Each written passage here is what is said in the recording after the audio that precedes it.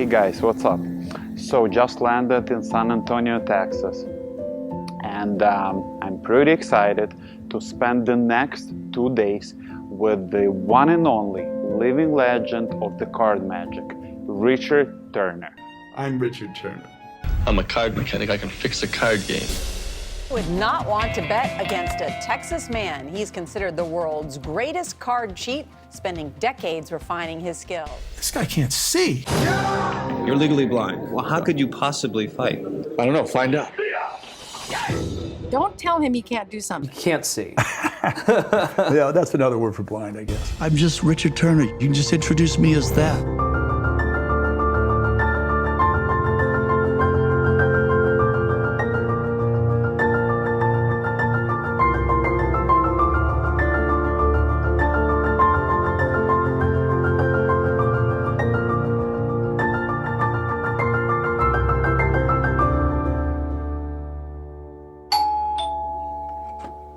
Hello, is that Maxim? Hi Richard. Welcome, Thank you. Come on in. Thank you very much.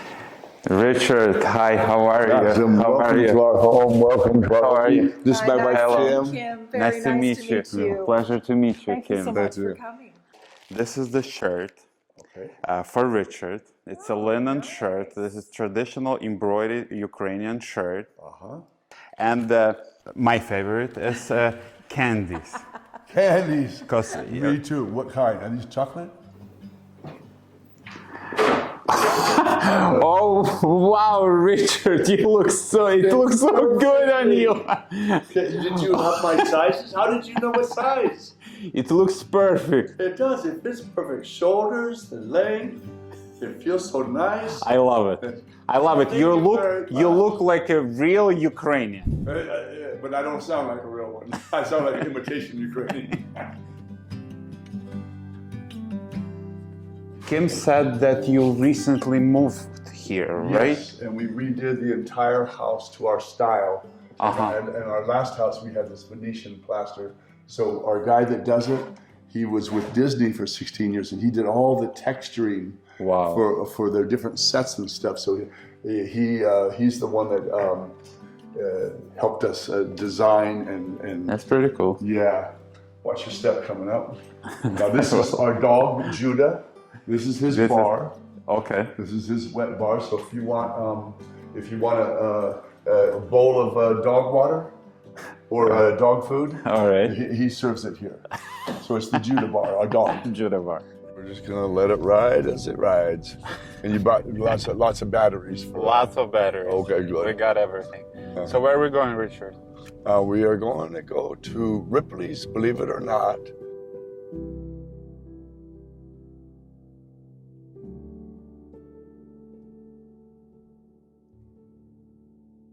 I was 9 years old, 1963. My sister and I both got scarlet fever. And for me, it was within a matter of moments. I was sitting in my 4th grade class. Mrs. Gaston was the teacher. And she was writing stuff on the board, and we were doing math. And I was looking at my math book. Then I went back and I looked at the chalkboard, and the writing that was clear all of a sudden looked like someone took the eraser and smeared it all around. It was just a blur. And I sat there trying to make my eyes focus, thinking they were out of focus. And of course, I'm a little boy, so I'm not understanding really what's going on, except it was there a minute ago, and now it's not. And I looked down at my book, the words, and all of a sudden the words are just a smear. And I'm going, I said, Mrs. Gaston, something's wrong. I can't see the board. And she says, what are you talking about, Ricky? I said, I don't know. I just can't see the board. So she sent me to the nurse. And then the nurse had an eye chart. And they put you back, and back then it's a E. That E was pointing. And she had started at the bottom, and I said, I can't see. And then the next row, I can't see. The next row, I can't see. The next row, I can't see. Then I got up to the 3rd row, and I kind of could see that. And then the 2nd row, I could see that. The 1st row, the top one, the one I could see. And she goes, something's wrong. We need to have you see a doctor. Do you play piano? No, I just bought it because I like the legs. I like. Okay. To me, I like feeling antiques because, like I said, I call it three-dimensional art. I always think about the person that went through the trouble of carving. Let me get over here to the piano. Right in front of you, yes. Yeah, of carving. You think about carving the legs and making them the same. That's a masterpiece of skill. And then take me over to the chairs here. There's a king chair. All right. They're from Germany, and you can see the carved lion heads on the top, and the cherubs and the soldiers. And then if you go around, there's 6 other ones that go with it. And if you look at each one, like the vase, the vase Yes. that she's holding, each one's a little bit different, a little bit bigger, one's a little smaller. Sometimes the head will be a little bit bigger, the hair will be a little bit different. So they're pretty much, it's not pretty much, but they are unique. Yeah, exactly. When you think about when they made them. Okay. When they made them, that was an artist, They didn't like today, stamp it out, machine, Manufacturing, exactly, right. Yeah. So I always, that's why I like it. I call it, like I said, three-dimensional art, because you can feel the workmanship and the love that went into it. We have like 20 rooms in this house. We'll just go through a couple of them. When I first started losing my sight there, and the nurse is telling me what's going on, at first I thought, cool, I don't have to continue math. At the same time, I'm going, but I can't see. Things are blurry. And so I had 2 things going as a little kid, like, bad weather outside, don't have to go to school. And you're glad about that, but at the same time, you're not getting your schoolwork done. All different directions through the whole city. The whole downtown is around the river. And What's the name of the river? the San Antonio River. San Antonio River. And okay. like one part even goes right down the thing, right in the middle of the hotel, throughout the back, down the Hyatt Hotel. So we might walk down that after we go through Ripley. So that's what you hear over there. Yeah. That's actually the sound of the river going down the steps in through the hotel and then back out into the river, because the river just winds all over the whole city. Got it. And I remember one time that we were at an eye doctor, and the eye doctor tells my mom, "We're sorry, but he's going to have to go to a special school for the visually impaired." At that time they called it visually handicapped. And I remember my mom, breaking down and crying. And for one of the first times in my life, she actually hugged me. And that was probably the first and last time, which is sad. And Why was that? well, because I wanted a mom, I really didn't have a mom. She was very detached. And I think, and then as the sight went, the more detached she became. It's like we were damaged goods. And she, for whatever reason, kind of rejected us at that point.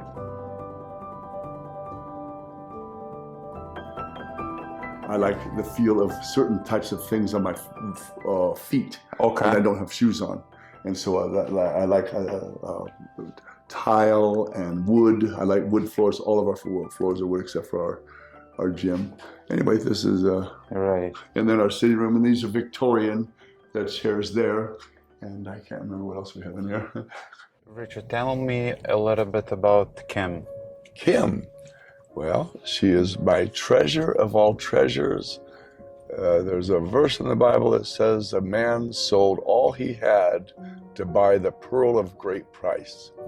And for me, Kim is that pearl of great price. Put it another way, I've had other relationships over the years, and in her case, I would never have traded my talent for a woman. I would never have traded my money or wealth or whatever I had at the time for a woman. Kim, I would give all I have for her.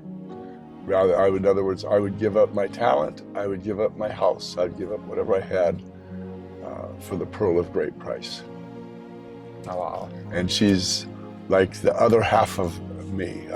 She's one of the smartest persons that I know. She's extremely bright, well educated, and well-spoken. And the thing is, if you want to have an argument with her, don't even mess with it. One of her degrees is in speech communication, English literature. She was a #1 debater on the northwest coast of the United States in college. So, in all the years we've been together, not one time has she ever raised her voice to me or ever called me a bad name. And that's 30 years. Well, 30 years now. When was the last time you've taken a ride on this boat? 10 years. 10 years? Probably a while. You should take Kim for a date. I'm taking her to South Africa. I'm taking her to Cape Town. That's a good date. That's our date. Listen to that. Oh my gosh, he's talking to us in his own language. And I do not want to reply to him because I don't know what he's saying to me, but I know whatever it is probably not friendly. Oh my gosh, they're talking to each other? Yeah, I take her for really, really, really cool dates now. I took her for this one when I came out big here. boys date. Big boy, big girl date, yeah. Big girl date, yeah. Before, That's pretty when I cool. first moved here, because I moved here before her because I was hired to do a 6-week thing, and then when they first opened, and then they made me a nice 6-figure deal to stay. And so then she came out, and when she came out to visit me, when our stuff was still in San Diego, I took her here on the boats, and I took her to the caverns where they have the stalagmites and stalactites. It's here in San Antonio. Yes, it's here in San Antonio. Okay. All these big caverns that go all over the place. And then I also took her to where they have the bats. The bats at night, they'll come out, millions and millions of bats. And I'm not... It's some caves or something? Caves, yes? yeah. Right here in San Antonio, also between here and Austin. And the thing is, they don't want to get rid of them because the bats eat the fleas, the mosquitoes, I mean. And so the bats are a good thing to have. Natural selection. Yes, they naturally select those. Big time. They naturally select those mosquitoes and gobble them up.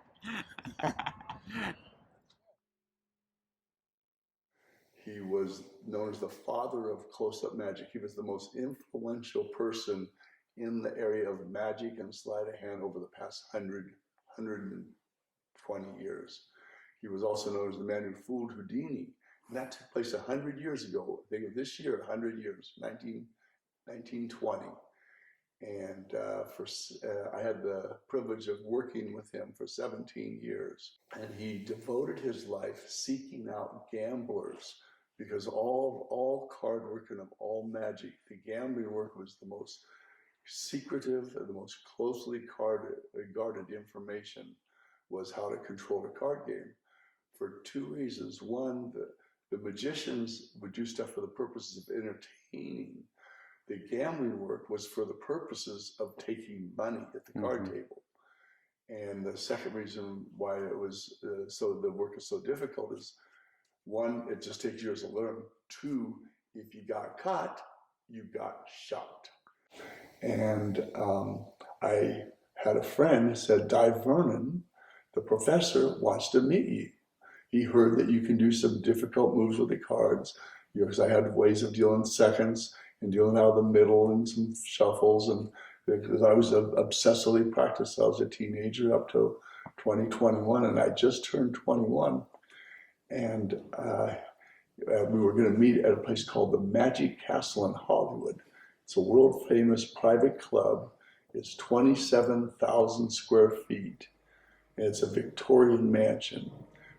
Wow. Yeah, this is your famous... I had a room of cards. And this is only this is just my, what I call ready to go room. Because I have a lot more than this. This is just I grab it to go and I grab some to go. So there is my ready to go stuff. So how many decks you have here, approximately? About 6,000 decks sitting right here. This is the gold seal bicycle, which actually has a card inside that says tested and approved by Richard Turner.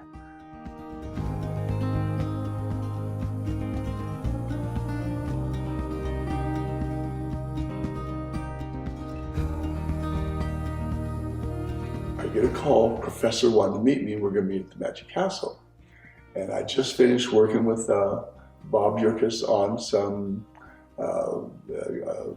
an actress, I'll leave her name out, and he said, oh, by the way, you have to have a suit to get into the Magic Castle. And I said, a suit? I don't have a suit. I can't afford a suit. I'm making $4 an hour working with Bobby on, as a gopher. And so, but I had my gambling money. I always had a little stack of 20s from my poker playing. So I went down to the Northridge Shopping Center, and I went up to this men's clothing store, put my cards on a rack, and I started thumbing through coats. And the sales guy comes up to me and says, I'll cut you a high card for that coat. And I thought to myself, this is my lucky day. I said, okay. He goes, no, I'm just kidding.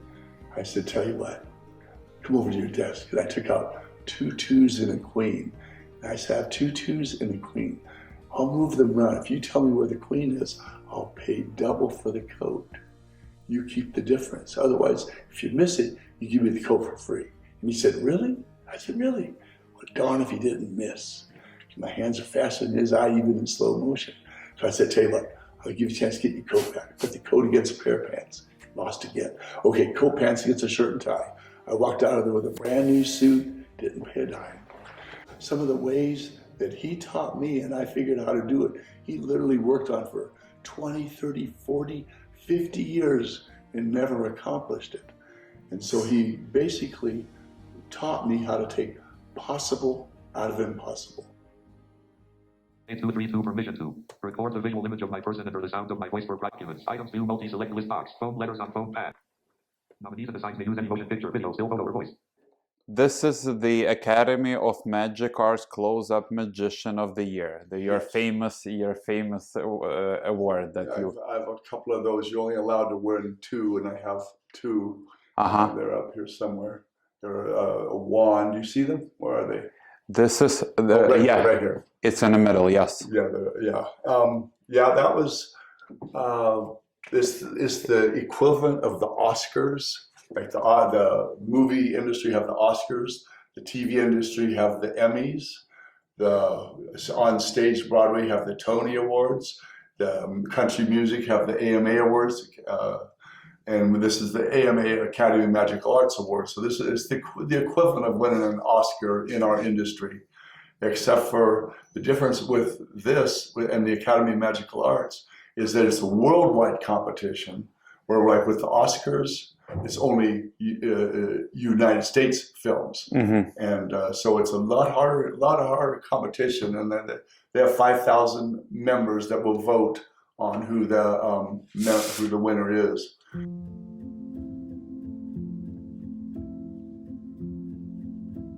That can be a lot of work. Well, I think that most high achievers have to have another high achiever person next to them, so that you can understand what they're going through. Now, in terms of high achievement, Richard is up here and I'm like down here, right? So, first of all, I feel blessed that he is a high achiever, and I understand kind of what goes through his head and his mind in all of his achievements that he has. So, as another high achiever, I have to appreciate all of the extra effort that he puts in.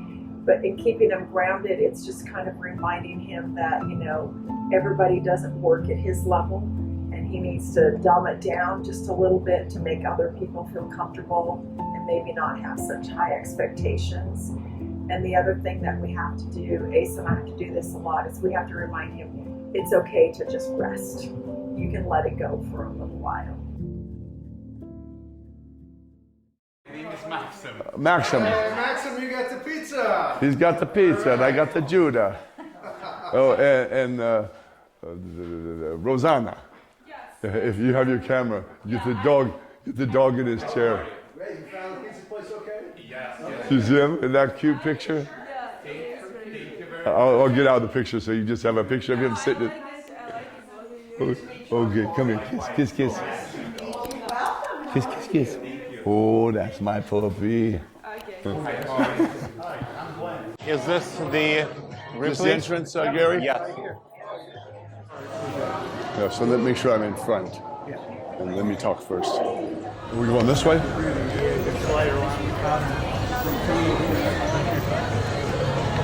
Hello, Richard Turner. Clay Stewart has some tickets for us. We're going to do a little filming at one of the exhibits in here.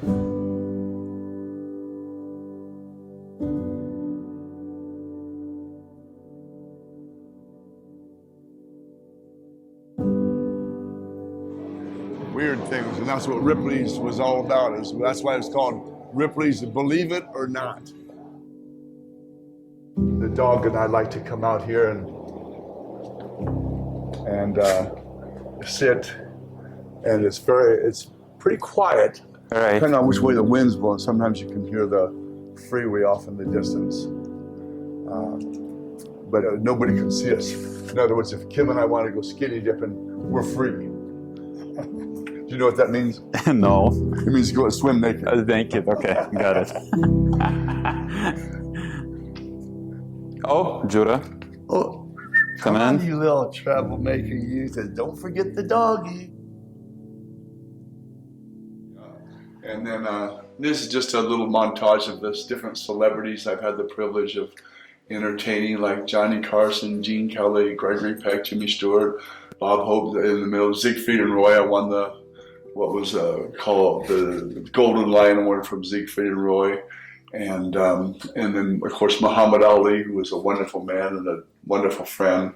You just mentioned Muhammad Ali.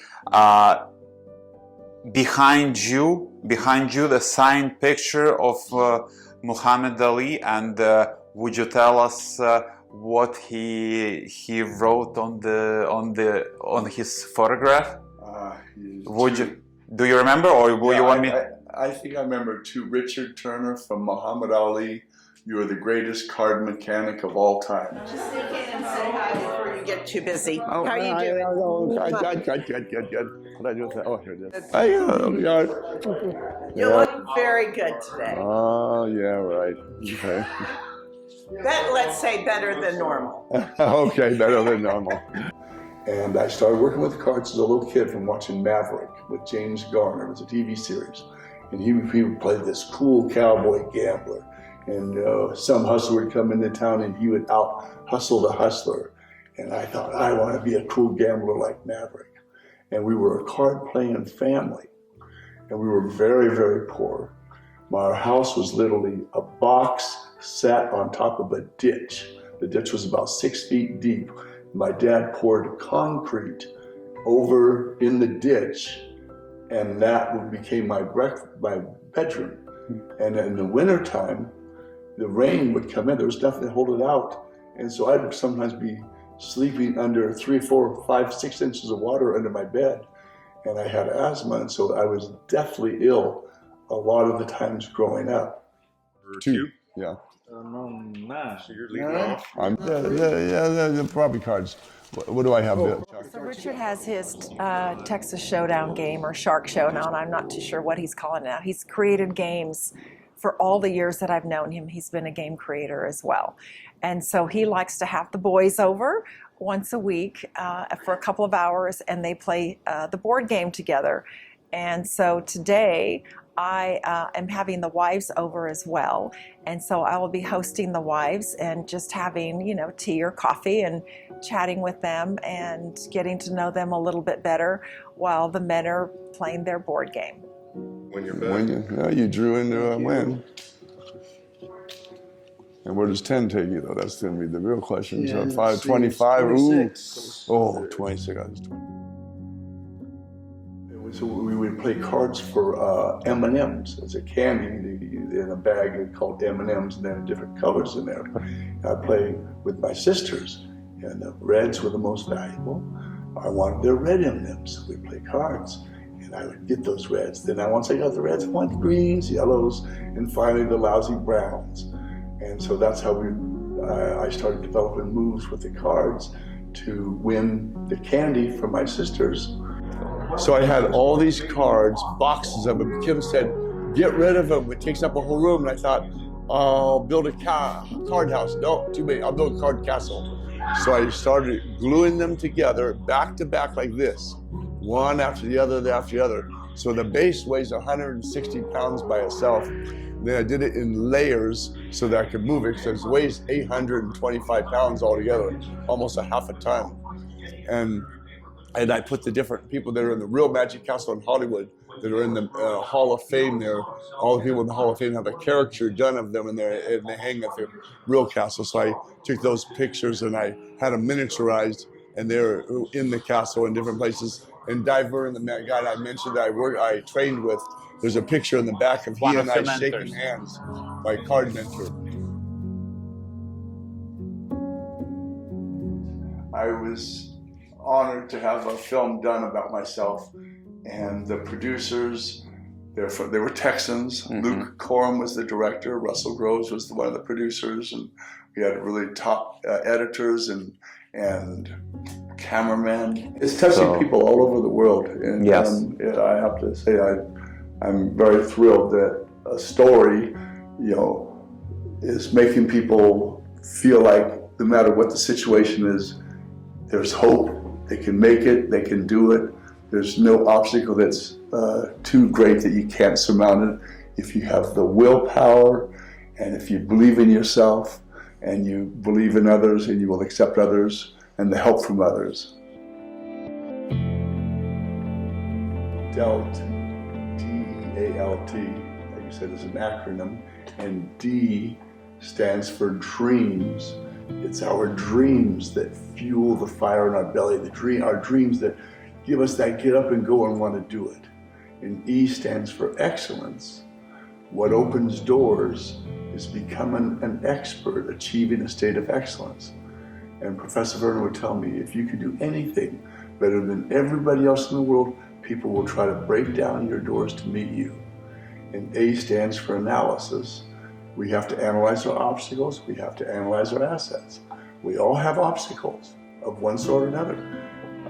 If it's procrastination, to me, that's one of the worst obstacles of all, is people that procrastinate or lazy or use excuses. And then we all have assets. And we have assets that we don't even know what they are. But we find out what those passions are, those assets. And then we learn to develop and capitalize on them. L stands for loyalty. A person is not loyal to their business, company, colleagues. That's not a person that you want to have working for you, nor is it a person that you want to be in business with. So you must be loyal, and you must be loyal to to your God, to your family, and to your friends, and to your colleagues. And T stands for tenacity, which is one of my favorite words. And I even like the way it sounds. Tenacity, ta-ta-ta-ta. It's all tongue. Tenacity, tenacity, T-T-T-T. And what is tenacity?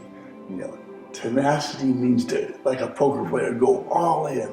Tenacity breaks down the barriers that stand between us and our dream. Dream at the beginning, tenacity gets us there. I hated to feel like I had to be dependent on others. And the thing is, we all need help from others. And I just had to let my pride get out of the way, and my ego get out of the way, and just say, like I did with you, Maxim, let me have your elbow, keep me out of trouble. I don't want to run into my own piano and break my leg, or break my piano. It would even be worse. Either one. Either one.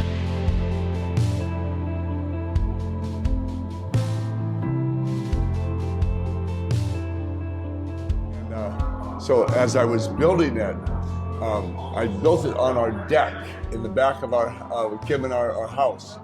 And one time, if you see the seams are black, and that was masonite to separate the different layers.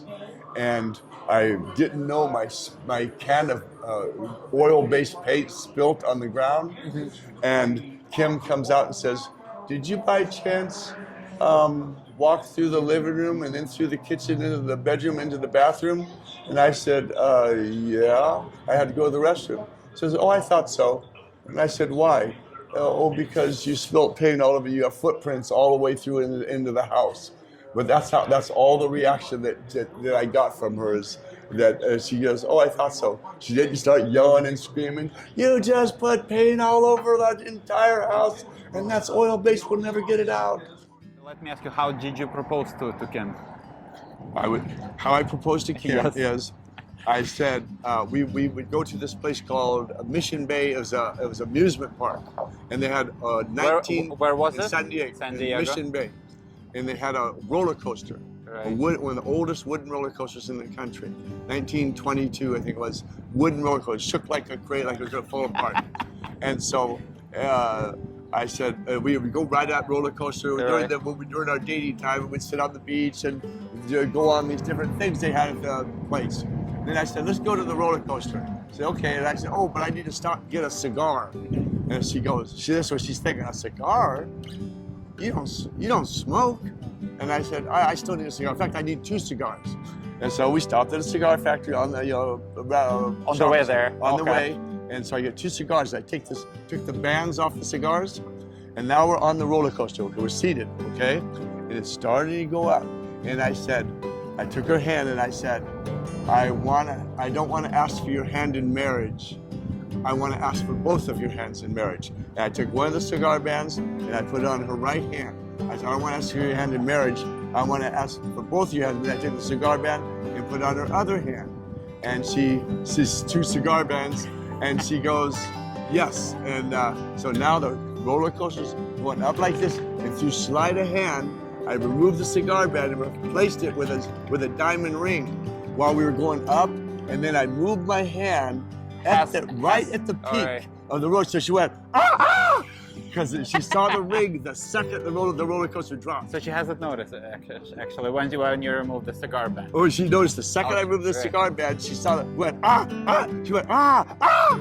So one was it turned into a cigar band, turned into a diamond ring, and the second was we dropped. And her belly, her stomach wasn't ready for the roller coaster drop. That's how I asked her to marry me. How do you even come up with this?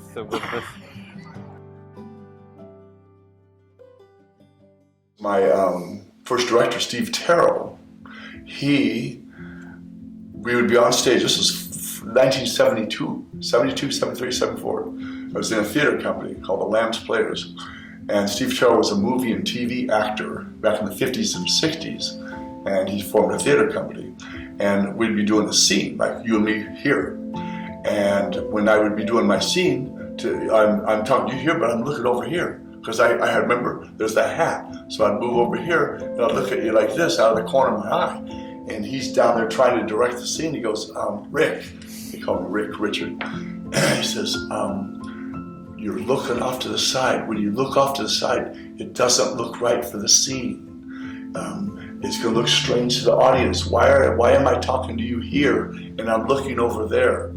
And for most of my life, during those years, when I would be talking to somebody, I'd always be looking off the side, and they would go like this. They'd be looking behind them, going, "What's he looking at?" Because they couldn't figure out why I was looking out over there when I'm talking to him here. So Steve taught me how to square my head towards the voice and give the impression that I could see people. He kind of phrased it the way I learned it is. A sighted person plays the part of a blind person. Mm-hmm. He says, flip it. You're a blind person, you play the part of a sighted person. So when I did my shows for years, I would never mention it, nor would I allow it to be mentioned that there was a visual situation. And I would do everything I could to give, and I purposely would look around, look like I'm looking at things, and then I train myself to look at things close up and distance, because you have your forward, your close up vision, and your long vision. You know what I'm talking about? Your lens. When you want to look at your eyes change if you're looking at something at distance here.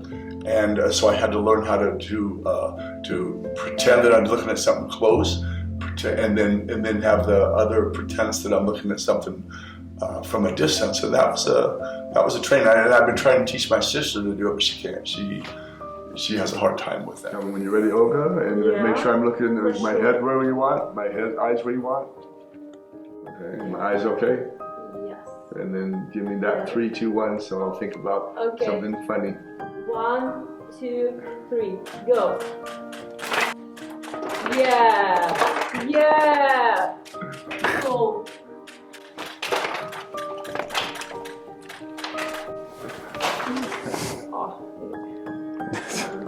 really took those fast. So let's move.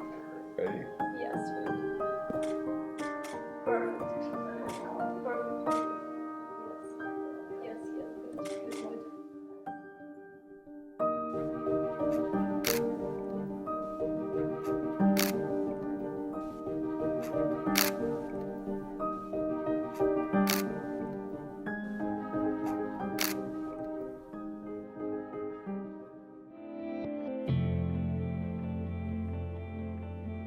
I am a perpetual motion machine. When I was growing up, I was known as they called me a perpetual motion machine. I was called Gilligan after a half-hour sitcom of the skinny guy that never could sit still climbing trees, and that was me.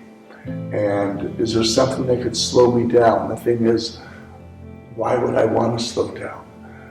My whole life is nothing but an adventure. I would say it has to do with Richard's perpetual motion that he's in all the time, whether it's fidgeting or wanting to go somewhere or doing something. He sometimes doesn't know when to stop or to slow down, and so that can be a challenge sometimes because I don't have as much energy as he does, and I like to hold back sooner than he does, so it has to be that. Sometimes when Richard is ill, which is not very often, Ace and I are like, yes, he doesn't feel good, he's going to bed, we can all relax now. I would say that would be one of the most difficult things to deal with in terms of his energy level. I am a perpetual motion machine, and I want to continue putting in the practice. We have a friend, and he would say, chill. To me, which is a word for relax. Let's relax. To me, relaxing is not relaxing. Relaxing is punishment. Break the hold here, strike here, strike from here, strike from here. Somebody's behind you.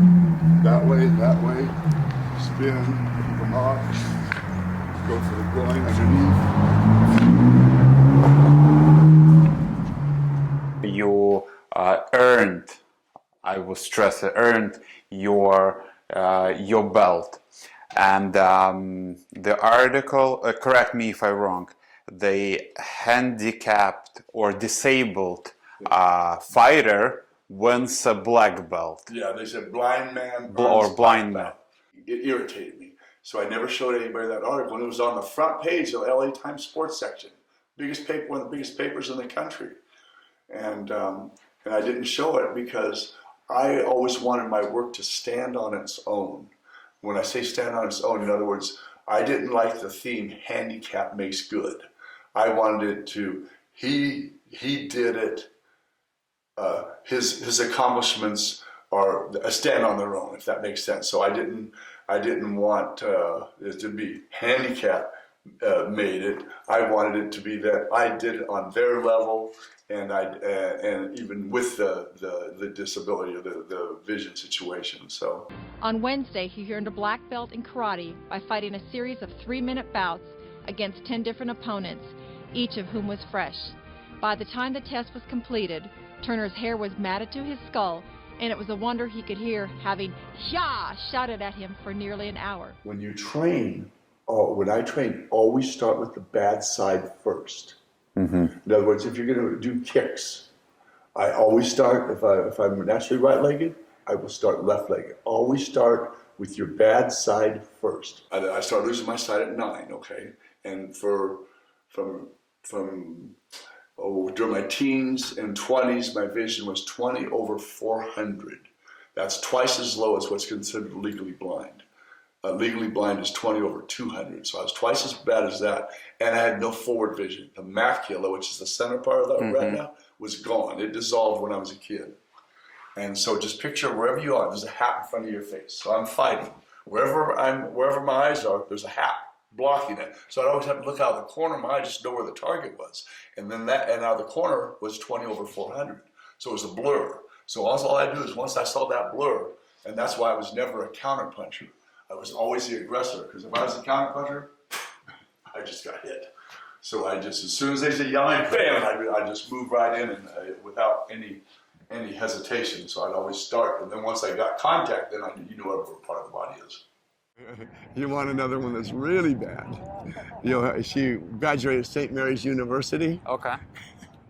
And the person that she was talking about, Deacon Neville, Okay. I said, I want to get her a university ring, St. Mary's University class ring. So he picked one out for me and everything. And I got to make sure I say this in a way that I won't get slapped. Not by you, but by her. I understand.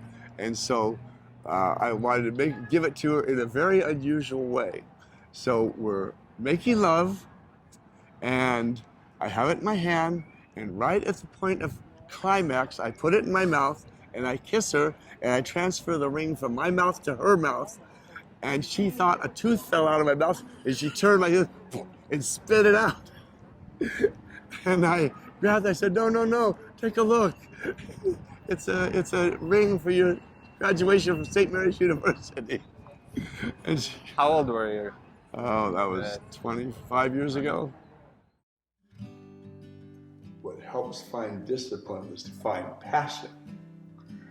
It's hard to be disciplined about picking up dog poop in the yard because there's no passion about that. So you have to find what you're passionate about, and that will help create discipline.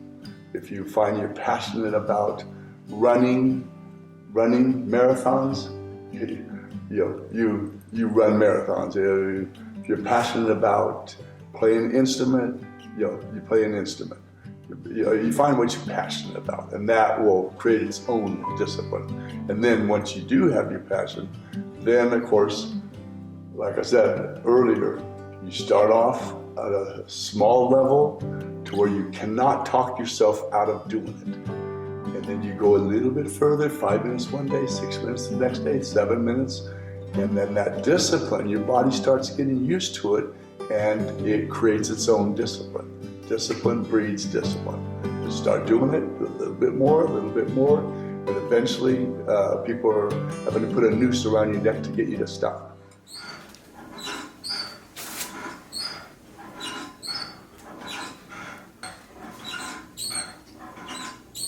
For years, I didn't like if anyone brought up the subject of the guy's visually impaired, the guy's legally blind, and now totally blind. I would get very upset with people.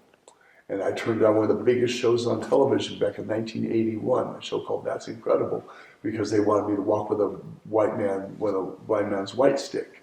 And I refused to do it. And they finally came back and said, how about we just interview your eye doctor? I said, I'll tolerate that. And it was partly because I didn't want the stigma, and of course I was, as a kid, there were times I was discriminated against and beat up because of it, and other times people would all of a sudden change. You have dinner with them one day, and they treat you normally, and the next day they find out, oh, the guy can't see, and all of a sudden they're acting like you can't even serve your own food, and they're trying to over help you, and they're being polite. But it always bothered me. And then when I finally lost all of my vision, and it took me a full year before I even accepted it.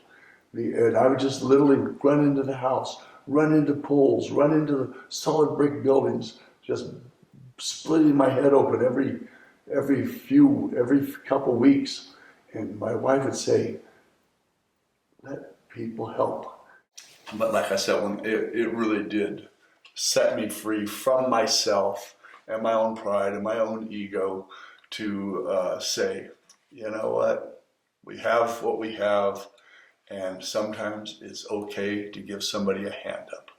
And I'm always glad to ask for it and receive it. I'm going to hang on to your elbow. Keep me out of trouble. Sure. Okay, let's watch the step coming. So where are we going? I don't know, we go this way. We go to the front. This piece here is out of Belgium, on the left side of the entrance of the house. Am I in the hallway here? Yes. Yeah. And then once again, you can feel the carving, the soldier here, and I just love the way they. So how do you pick these antiques? How do you pick these pieces? I feel they go yes, Kim, we have to have this one. And she goes, no. Yeah, I go, yes. She says, too much. I said, it's nice. And then that's a clock from the 1870s, the clock on the wall, the sconces.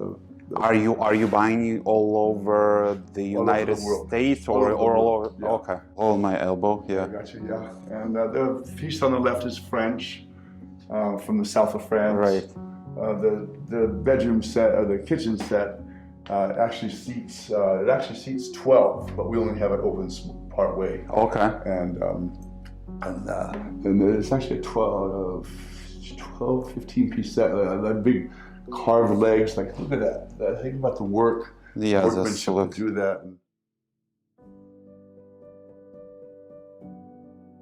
And I don't know if I've ever thought about that I've sacrificed a dream that I had, because I had dreamed of being a school teacher, but after I went to school, I realized I wasn't equipped to be a school teacher. Right. I think initially when Richard and I started performing together, I didn't really want to do it, right? That was his profession, but he said, oh, you're a great actress, you have to do it, people love you, you think you're funny. So when we first started doing it, I didn't necessarily feel good about it, but I did it just to help him. What's that card? It's hearts. And I'll cut one more card right out of the middle. But then eventually I learned to love it too. And I realized that there were some benefits for myself of having been in the performing world with him and being by his side. Now, there are times when he would travel that I would like to not go with him, or when he is getting ready, I would like to not have to get his clothes ready. And for a while, he really did want me to be there all the time. And then I remember at one point I said, look, this is your dream, not mine. You need to be a little more self-sufficient and not have me there all the time.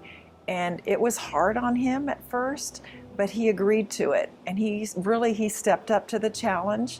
And so I was able to go back into my profession, which is, business. And so I assist him in running his life and his performing schedule, but I don't do it all anymore. So it's kind of a partnership in making it happen. But in the long run, I don't think I lost anything. I think I gained a lot, because one of the things we do when we go to perform or to travel or to go to another country, we like to think of it as another honeymoon, which is a chance where we get to go on another adventure in a place and see people and recharge and see people that we have never seen before. And we go there and we just decide to relax and to have a really good time. And then we come home and we go about our daily lives again. So it's been beautiful.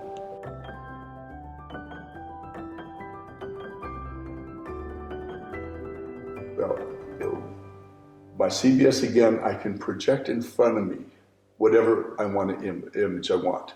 And I have a different exercise or a different image for every exercise. I'll start with the bench press. I'm laying flat on the bench, and I will see in front of me a cable going up across two pulleys. On the other end is Arnold Schwarzenegger and a big old gorilla or some monster. And as I go in to do the rep, when I get to the point of exertion, don't do it the whole time, you're wasting your brain. Mm-hmm. When you get to the point of exertion, I will then focus my mind on that image of those guys pulling that weight up. And when I see that, I don't feel it as I go up. So my muscles will continue to press without feeling the stress. So that's a trick that I've learned so I can do tremendous amounts of repetitions. And I have a different exercise, like you're laying on the floor and you want to do a tricep hammer. You have a weight. And what I see when I'm laying like this is when I'm doing the actual contraction, when my arms are doing the work, I see a hammer falling.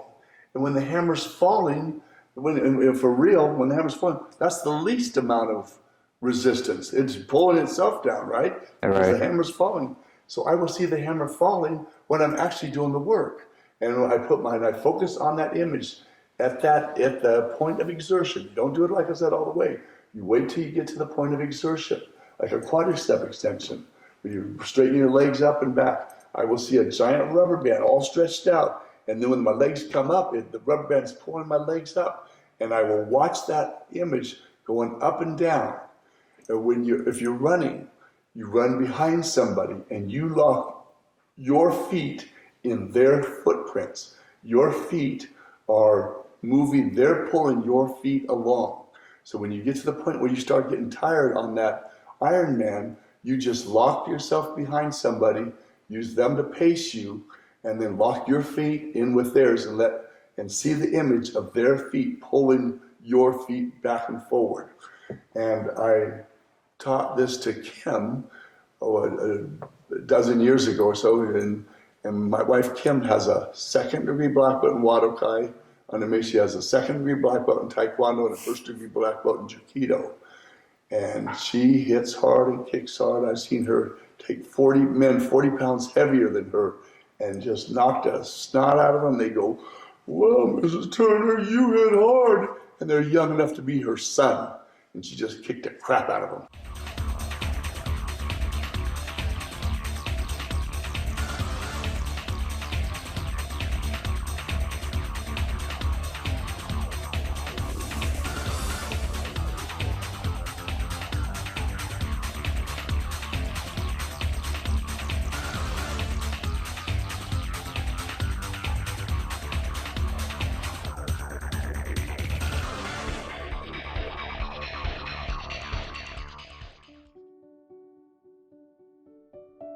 Our routine is I get to get up very early in the morning, and that's when I get to do my running or some of my weightlifting by myself in the morning, and then I read my Bible, and then after that point Richard could get up.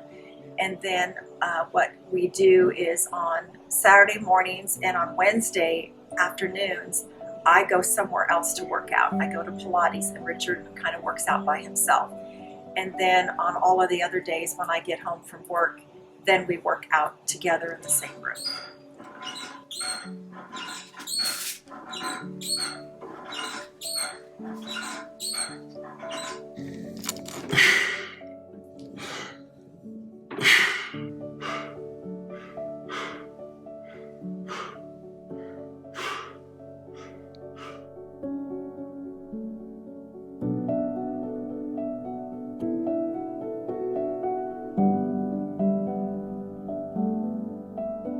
I like to say discipline breeds discipline.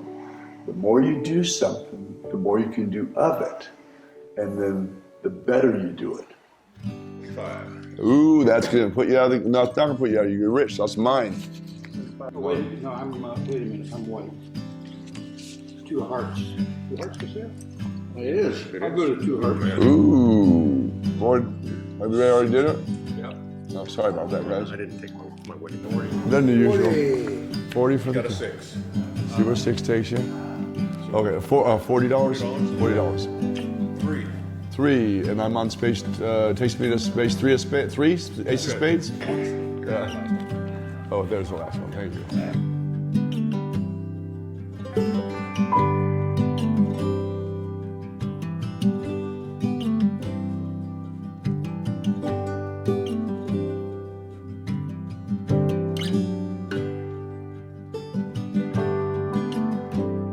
My suggestion, you should consult people how to propose or how to be romantic and keep relationship Fresh. fresh. Well, that's because, and see, Kim is, you know, she pretends that she's serious. Right. And she is serious. She is, and she's yes. very businesslike. She rules the roost. I mean, when she's doing her business, she is in control. She's not intimidated by anybody. She's not impressed. She don't care if you're the biggest Brad Pitt or if you're a plumber. She does not show favoritism, or she's not impressed by someone's status, wealth, or anything like that. Yesterday, while waiting for the table for the restaurant, Richard was sitting next to you and sent you a love text, which was super cute. Yeah, I guess it was cute. So yes, he sent me a love text. He was sitting lower than me, and I was turned and I was talking to someone else, and he sent me a text that he thanked me for putting my butt in front of his face and that he was going to kiss it. And I texted back to him, that he needed to be careful because I did not want to butt heads.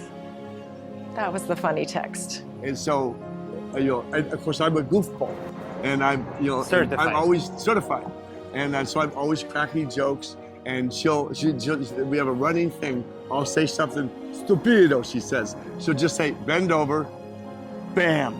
That's why there's no hair here anymore. All the back fists, it wore my hair off. I got it. That's now you know why. And so she just tells me, bend over, because I know I'm getting, or Luke, the director of DALT, he even will see me say something, and then I'll sit there, I'll go like this, like I'm preparing to be hit. And so he even knew when to expect that I was expecting that I was going to get back-fisted, and it's all in love, And so she likes a person with a sense of humor, even though she'll pretend that is stupid. You're saying, don't say it again, don't say it, but yet inside she loves humor. I think it's important that when you have a relationship with someone for a very long time, that you have to very much guard your heart and your thinking towards that person. And whether it's through prayer or through meditation, I think you need to kind of lift them up and always have encouraging thoughts about them and positive thoughts for them, and asking, God to give them blessings, because if you don't, the world itself is kind of crazy. And so if you don't keep that up, I think very quickly that you can allow bitterness or anger or something else to enter into your relationship. And when you think and you pray positively about your spouse and for your spouse, that you find that your heart changes toward them. And I think that's how you keep the relationship on very solid ground.